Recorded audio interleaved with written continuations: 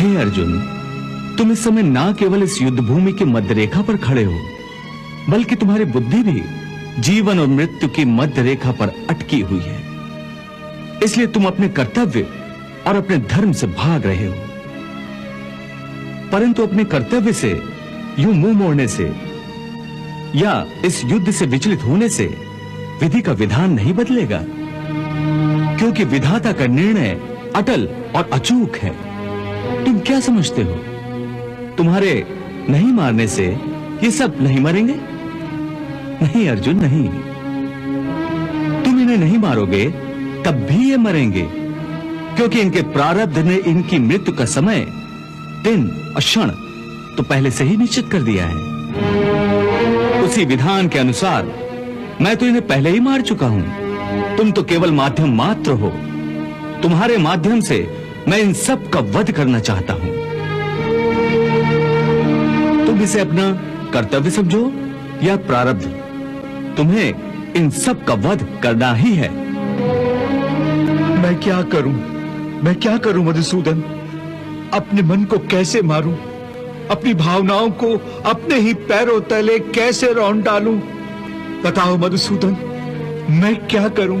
हे पार्थ, धर्म के रास्ते से हटाने वाली भावनाओं का त्याग करो। भावनाओं के समुद्र में डोलने के बदले तैरना सीखो। तुम तो एक कीर्तिमान पुरुष हो। अपनी निर्बलता का यूं प्रदर्शन करके तुम अपनी कीर्ति को नष्ट मत करो। एक वीर पुरुष के लिए उसकी कीर्ति का नष्ट होना उसकी मृत्यु के समान है। इसलिए युद्ध करो पार्थ, युद्ध, और अपनी कीर्ति, अपने कर्तव्य और अपने धर्म की रक्षा करो। इस धर्म युद्ध में यदि तुम मारे भी गए तो तुम्हें वीर गति प्राप्त होगी। तुम मरकर भी अमर कहलाओगे। इसलिए युद्ध करो।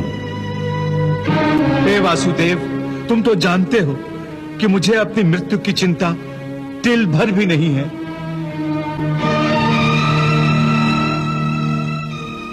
हे अर्जुन, मैं जानता हूं तुम इस धर्म युद्ध में अपने प्राणों की आहुति देने से जरा भी नहीं घबराते।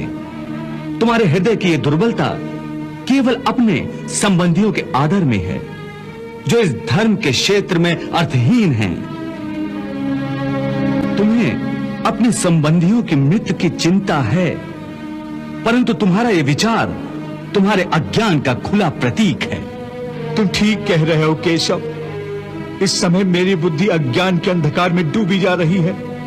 धर्म क्या है, अधर्म क्या है, मुझे इसका ज्ञान नहीं रहा।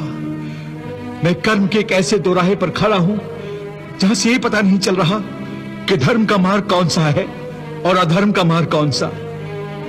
मुझे अज्ञान के इस अंधकार से निकलने का रास्ता दिखाओ केशव, रास्ता दिखाओ।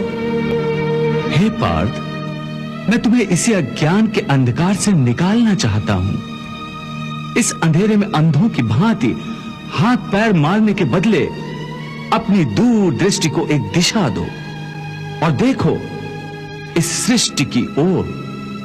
इस सृष्टि में जो जन्म लेता है वो निश्चित रूप से मृत्यु के अधीन हो जाता है। इसका अर्थ यह है कि इस मृत्युलोक का हर प्राणी, चाहे वो मनुष्य हो, पशु हो, पक्षी हो या फिर पेड़ पौधा हो, हर सांस लेने वाला प्राणी अपने जन्म के साथ अपनी मृत्यु को भी लेकर आता है। हर प्राणी को एक ना एक दिन निश्चित क्षण पर मरना अर्थात अपना शरीर त्यागना ही पड़ता है। इसलिए तुम उनके मरने की चिंता छोड़कर अपना कर्तव्य समझकर युद्ध करो। ये ठीक है कृष्णा, क्योंकि प्रारब्ध में मरना लिखा है। यदि पितामह की मृत्यु का समय आ गया है तो वो अवश्य मर जाएंगे, परंतु मैं अपने हाथों से उन्हें क्यों मारूं? तो स्वयं अपने हाथों से अपने भीष्म पितामह को नहीं मारना चाहते हो? यही सत्य है माधव। मैं अपने भीष्म पितामह को अपने हाथों से नहीं मार सकता। तो ठीक है, मत मारो, परंतु पहले मुझे ये तो बताओ कि कौन है तुम्हारे भीष्म पितामह? कहां है तुम्हारे भीष्म पितामह? ये क्या पूछ रहे हो? तुम्हें दिखाई नहीं देते क्या? वो सामने ही तो है खड़े भीष्म पितामह। वो जो रथ के ऊपर खड़ा है। हाँ, वही तो। पर वो जो रथ के ऊपर खड़ा दिखाई दे रहा है पार्थ, वो तो केवल भीष्म पितामह का शरीर है। मैं पूछता हूं, असली भीष्म पितामह कौन है, कहां है? हे कृष्णा, तुम्हारी बात मेरी समझ में नहीं आ रही है। वो जो दिख रहा है वो भीष्म